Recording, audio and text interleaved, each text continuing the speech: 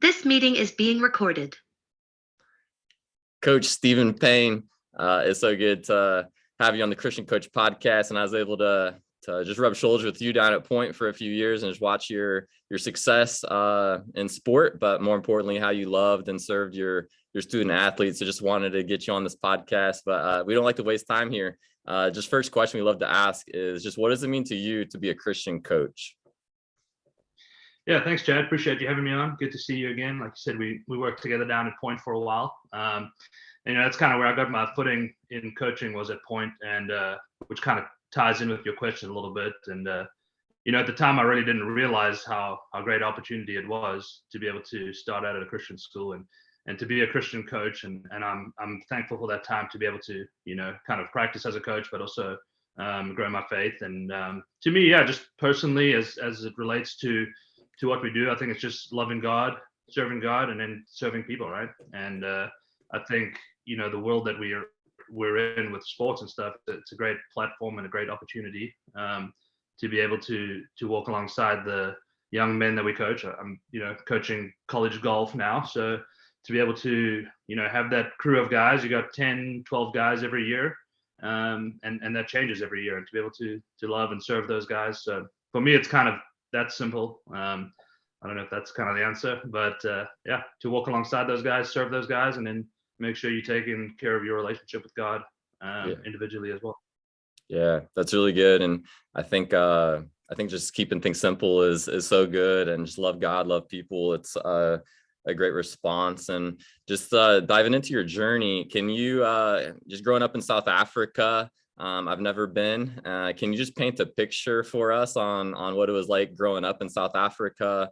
And then how did you end up getting over here to the States?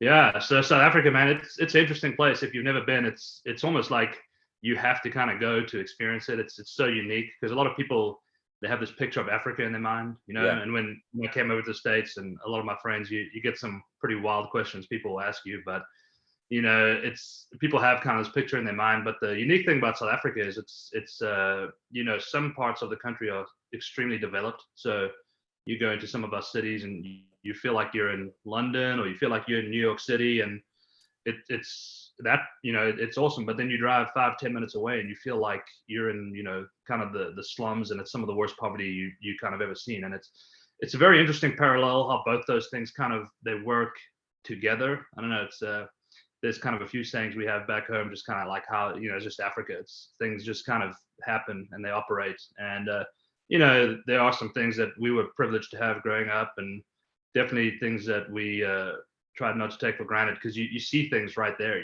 and then moving over to the States as well, it's like, man, we have things really, really good here. I know you mentioned you just got back from India, and it's like sometimes it's kind of hard coming back to a place like this where we're so spoiled, but so South Africa, man, strange dynamic where you have that first world and third world mentality living right on top of each other. If anyone listening hasn't been, like, you really have to go. It's an unbelievable place. It's a really cool dynamic. And then yeah, so through that, I grew up playing golf over there. Golf's pretty big. Tennis, big sport as well in South Africa. And I had the opportunity to come over to the States. My coach is Mark Immelman, who he was the men's golf coach at Columbus State University. He was a South African guy, and he brought a bunch of us over here. He was kind of his link to success, and he had, I think at the time, he had about 5 or 6 guys on the team from South Africa. And back in the day with before internet and all that kind of stuff, if you knew someone that was kind of you could trust, it was a big deal being able to kind of invest in that. So for us, it was a bit of a no-brainer. And that's really how I got over to the States and how my journey started over here. So I came on a golf scholarship in 2008, like I said, to Columbus State University, which is in Columbus, Georgia. Awesome. And just curious, for your faith background, was Christianity a part of your upbringing, or did you find Christ later in life? So South Africa I would almost compare it like it's similar to the South in America, where it's like, especially in the the Afrikaans culture. I'm not Afrikaans, but like kind of where we lived, it was more like that. And so you kind of grow up, quote unquote, like a Christian. Everybody goes to church, and I would say for the most part, it's kind of like America, where we claim to be a Christian country, I would say. So very normal in South Africa for people to, claim Christianity, to go to church growing up. So I did grow up in that background, and then, my whole life I was surrounded by that. And then I would say around about the age of 18 is kind of when, for me personally, when it kind of became more my own journey. And then, over the past 18 years or so, it's just a lot of kind of stretching my own faith and growing on my own. So pretty normal story, I guess you'd say, like for people in this country as well. Yeah, and when you came as an international, was there a culture shock coming there to Columbus State, or was that a easy transition for you to come to the U.S.? Yeah, it was pretty easy. Like I said, South Africa is very westernized. We have like English is our first language. We get all the same movies. We get all the same music. So, and like we watch all the golf on the TV. We see the tennis stuff. So for us, it was pretty normal. But I mean, the main thing was it was cool to be able to like experience that stuff up close and personal. Like the first time I went to the Masters, or like going to these big music concerts stuff. So you were familiar with it, but you weren't really able to experience it as much. And then I had one of my best friends had been here for 2 years. So, Okay. I was spoiled to kind of slot right in, because I know some other guys, international people, might come over to a school and they don't know anyone. And that's a tough transition, So I was a little spoiled in that area. And that's kind of been part of what I've tried to achieve as a coach as well, create that, I'm sure we'll talk about this a bit later, but like create that culture and that comfortable environment. If you are recruiting international guys, so if they come over, they do have that, comfort. And I know that's something you did really well at Point University, because that can be a tough transition for young guys, and girls. Yeah, and just as you became a head coach there at Point and trying to build that team culture, a family-like feel, making the internationals feel welcome. Can you think back? Was there one or two things that you did, in year 1, 2, and 3 before you ended up winning that first conference championship in 2017? Because as I reflect too, is like people just see how you guys reached number 1 in the country there at Point, but maybe they didn't see some of that grind and that hustle and some of the foundations that you did build. Yeah, I think a lot of the stuff, when I started there, I think we're both pretty young when we started. I was like 26. So, I mean, Yeah, same. Both our former boss, Alan Wilson, great guy. I'm forever grateful to Coach Wilson. He took a flyer on me when no one else really was.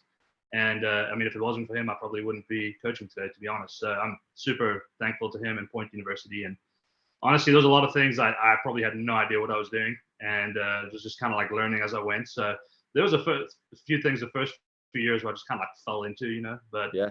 the couple of things I think which later on like paved success for us was just that culture that we were able to build. And I think that go around at Point, I was kind of I was almost lucky in a sense. I got had a couple of really good international players that kind of fell into my lap, and they came from a system where team was big, culture was big, and they really helped me build that almost like by chance. And it was something I look back now and I'm like, wow, that was really cool. So obviously having good players helps. I mean, everybody knows that, but also having that culture and having that tight knit group obviously was very paramount to our success as well. Yeah. And I, similar story. I was 26 as well. Coach Wilson took a risk on me with no head coaching experience to get that first head coaching job, and forever grateful. And I feel the same, that I inherited a few like leaders that helped so much early on, where it wasn't just Chad trying to push the culture in the program, but these guys were bought in and loved it so much. But after that, you did recruit some phenomenal players, a few South Africans, I believe, but just in the recruiting world, what were some keys for you in trying to recruit strong and bring these talented players in to your university? Yeah, I think that I'm a big believer in relationships, big believer in trust. I think that's important, being genuine. I think people can a lot of kids can kind of see through when people are just like trying to sell them on themselves as a player, So, there's been a lot of instances where I've helped kids from like being from South Africa. There's been some people who've asked for advice or, guidance. And, just to be honest, like when we were at Point, there would sometimes be kids that were more of like a D1 kind of player. So I would provide guidance. And I think it's just important to give people an honest opinion. Sure. And I think building that relationship throughout the recruiting process is very important. especially when you do it and then you have success, because that word gets back. Like if you're just a used car salesman, kind of like after a while, people kind of figure that out, and then in friend groups and circles, you lose your credibility. So I think early on we had some players, and we kind of had some success with obviously some guys from South Africa, and then kind of word just gets out there. So people, like I said, when people are sending their kids thousands of miles away, like it's good to be able to have that credibility, because a mom sitting in wherever it might be in England or South Africa, if they've seen their child or their friends have a good experience, they're going to want to go to a place where that experience was. And obviously we did recruit some American guys, but as you know, like the model at the NAIA level, it's just I always used to joke, not a lot of kids grow up saying, man, I want to go play NAIA golf, like in the States. So whereas a lot of international people, they kind of, myself included when I was young, you just want to get over to the States, so any way you can get over. And that's not, I'm not discrediting anything for like some of the, American guys we did have. We had some great players actually.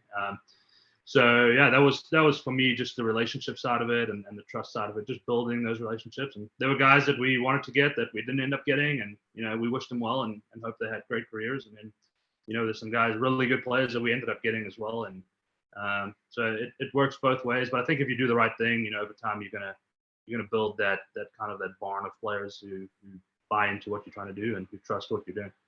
Because as you know, like these guys these days, especially like with this younger generation now, like if you can develop trust with them, then that's going to go a long way in your coaching style with them as well. Like if they know that you genuinely care about them, that you love them, that's when they're going to really buy into what it is that you're trying to do. Yeah, really good point. I feel like it's like the difference between building a really good team and building a really good program. Like you could do car salesman stuff and attract a couple talented players, but that long-term building trust with some agents and peoples from countries, it definitely will come back around. And just for you, having an individual sport like golf, you've talked about team culture and buy-in and getting guys to play for the team, but is there a tip or two that you give on how do you make an individual sport like tennis, golf? So I mean, how do you make an individual sport more of a team and get that team culture and that buy-in?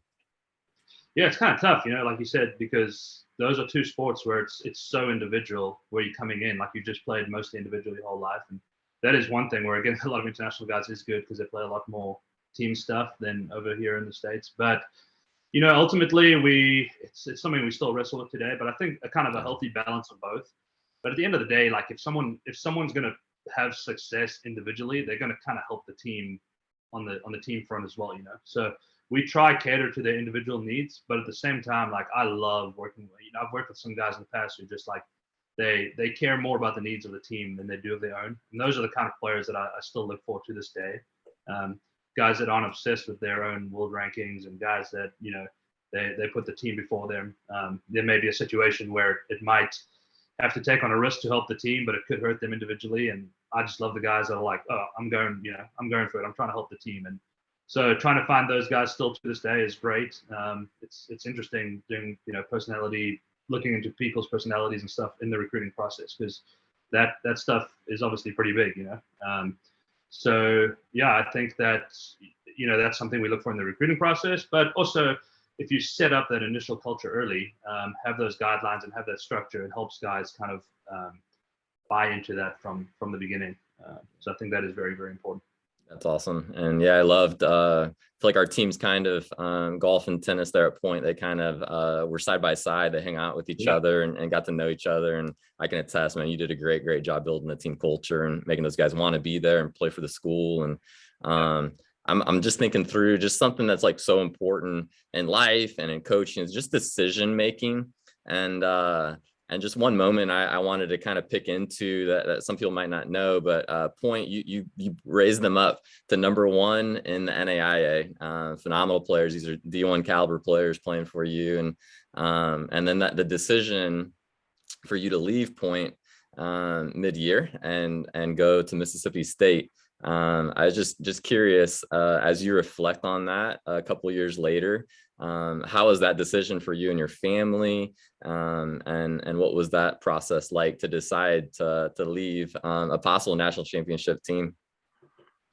Yeah, it was tough. It was, it was like I said, I've been there for 6.5 years, and one of the things though that one of the things you try to build up to have a success at a place like that is to be able to maybe jump to the next level, and that's kind of something we also chat about, like that it's a tough wrestle where like your calling as a coach, but also your like desire inside to want to win and be successful at the highest level. So it's like Yeah. something I still kind of wrestle with this to this day, but I believe that's kind of the way God made me and created me. Like I want to, I don't think I should feel guilty about wanting to have success and do well.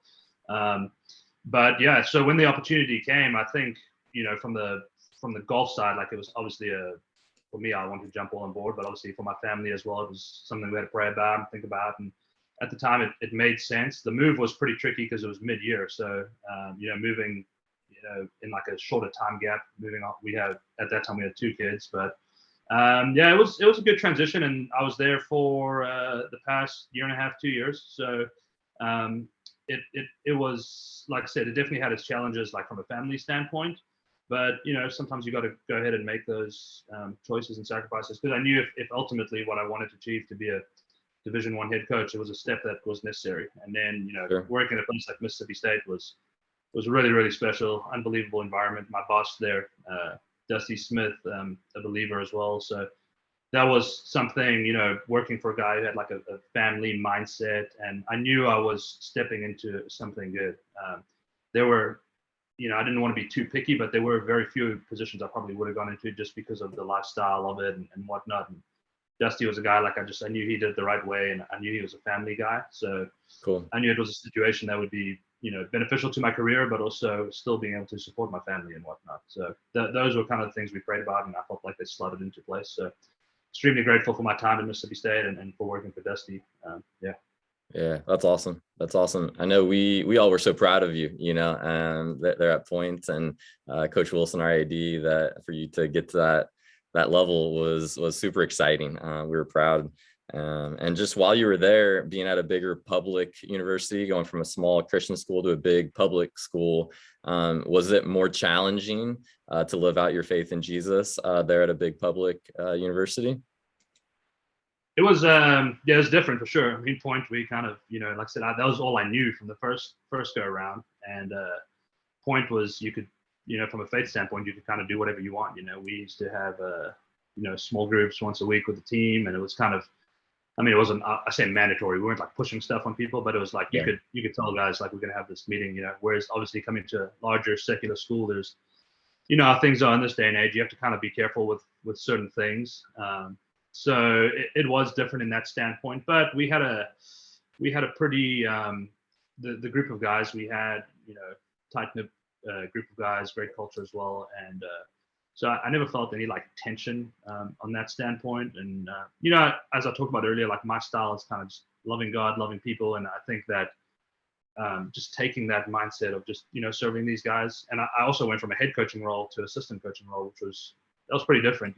Like you go from kind of running the show and making the decisions.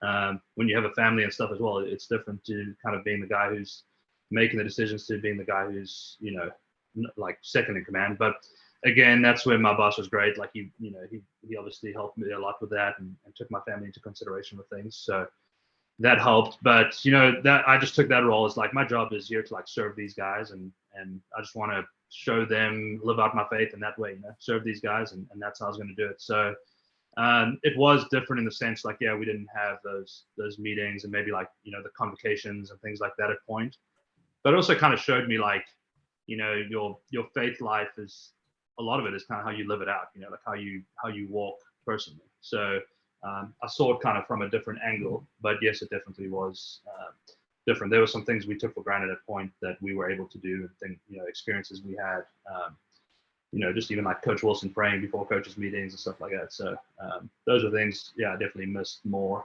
So it is interesting to see things from both sides of the aisle. Mm.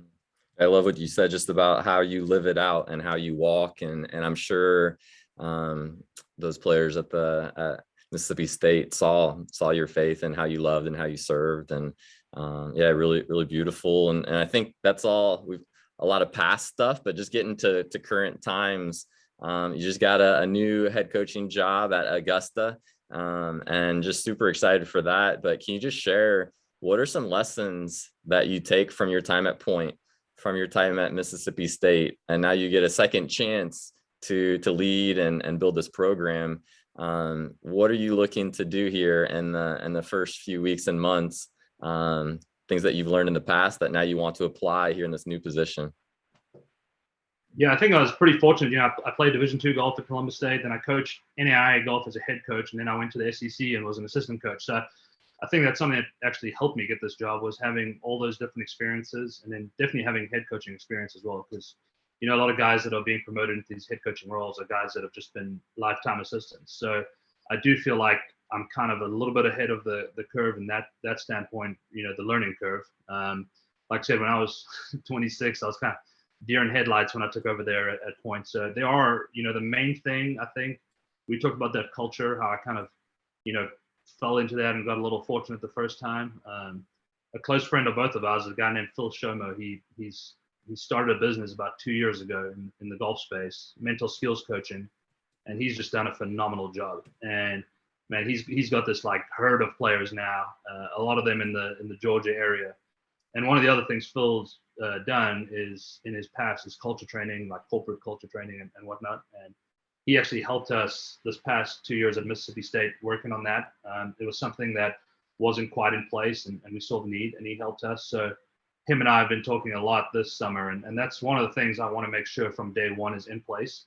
I think if you have a structure set in place from day one, it's easier for people to understand the standard for the program and what they need to do and the buy-in. Whereas if you introduce something a little bit later and it's been done one way for a while and then you change it, it's kind of tough, So implementing and being intentional about that culture. When I talk about culture, it's things like the standard we have for the team. Like, what are the expectations we have for you? What does it mean to be a good teammate? All those kinds of things. I follow a lot of the same people you do on Twitter, and it's just kind of like how to build that strong culture, and a lot of it comes from love, a lot of it comes from serving, a lot of it comes from being a good teammate, a lot of it comes from having that buy-in. And I'm a big believer that culture wins. If you have, I would rather take 10 guys who maybe not as talented, but they're all in, they're team guys, than maybe 10 individual, guys who are just maybe more talented, but they're just kind of on it on their own. So very important for me and for us to build that early on. So that's a lot of what I'm going to be doing over the summer, kind of that training, making sure we have those things in place, so we can hit the ground running with that. So good. And have you or Phil talked yet about, as you're coming up with some of these standards and expectations on how do you present that to the team? How do you communicate that to the team, so that they can start understanding, hey, here's my new head coach. This is what he wants from me. Yeah, and that's kind of his area of expertise. Like I said, last year it was pretty cool to do it at Mississippi State. We rolled this idea out last year, and we had this, a lot of branding. We had this kind of like team phrase. It was toughness, with each letter representing something. Like the T was for team, and then all the way throughout, having those letters stand for something. And Phil was big on us kind of like branding it throughout the building. So we had posters and boards, and the guys had like helmet stickers they can get on their bags if they, exemplify being a good teammate, or those things throughout. And, some of the stuff, it kind of sounds a little cheesy, but at the end of the day, like, Phil, he was a big believer, like if you see the same thing over and over and over and over, eventually guys start using that language. And then, he told us at the beginning, you got the guys when they start using your language. And it was funny, like, we'd be doing small things like playing flag football or go bowling, and guys would start using like some of our terminology that was built into our culture. So it was fun to see that. And then by the end of the year, like, man, the guys were thriving, and a lot of it came from was the idea of like, how do these programs, a lot of these programs, they're mediocre throughout the year, but they always seem to show up. There's just some of these teams in every sport, like when it matters the most, they show up, And then you have these other teams that they're always hot, like in the beginning of the year or the middle of the year, and then they just kind of wither at the end of the year. And we learned like through that culture about having, resilience, being resilient, being mentally tough. And those were things that were part of our culture. And it really showed. And, we were able to set a goal last year and make history of, we made the the top 8. It's the match play in golf at the SEC tournament. It was the first time we had ever done that in program history, and we played the number 1 team in the country at the time, Vanderbilt, in the first round, and we took them to extra holes, and it was a pretty sweet moment. We ended up losing, but so Ruan Pretorius, the kid that played for me at Point University, and he came over to Mississippi State, and I walked that whole match with Ruan in that SEC championship, and he went to the 19th hole, extra holes. Unfortunately, he didn't win, but I mean, he lost to an All-American on the 19th hole. So it was cool to see these things that we put in place in like July and watch them kind of develop, throughout the fall, throughout the spring. And then, man, like one of our phrases was better at the end. And we most certainly were better at the end when it came to the championship season and achieving a team goal like that we set out at the beginning and being able to make a bit of history. And yeah, I'll be on the lookout for that program next year. They're that was the one thing that was really hard to leave, because I know that program's on the up and they're about to do some really special things.